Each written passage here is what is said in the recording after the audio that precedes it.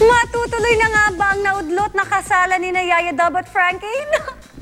Yan kasing huling habilin ni Lola ni Dora kay Yaya kanina sa kalisere ng Itbulaga. Paano na si Pambansang Bay Alden Richards? Naku, makichika kay Nelson Canlas.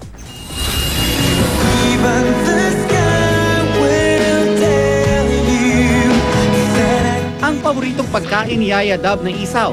Isaw? Ng manok.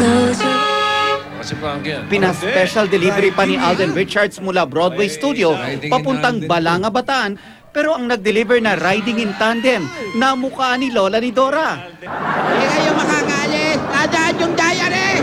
Ano, Rogelio? Titingnan mo lang ako? Oh, pinagtutulungan ako! Yung Dextro, sumabit, oy! Oh, yung Dextro!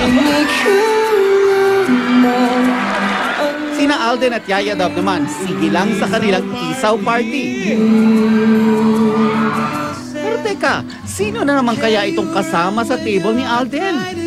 Yung pala, picture ni Lola ni Dora. Siyuin si Lola eh.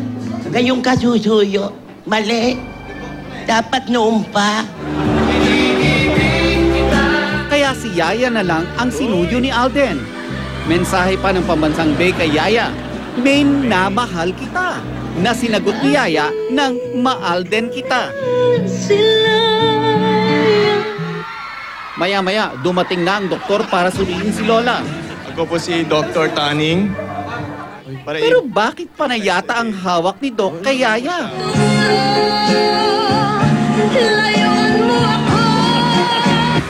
Si Alden, hindi nagpadaig.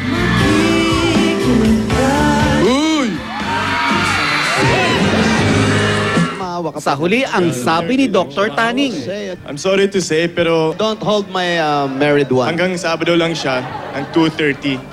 Bago ako mawala o mamatay, gusto kong matuloy ang kasal ninyo ni Frankie. Sa Sabado, bago mag 2:30. paano na si Alden? Sagot dyan ni Maine, "Ako ang bahala sa'yo."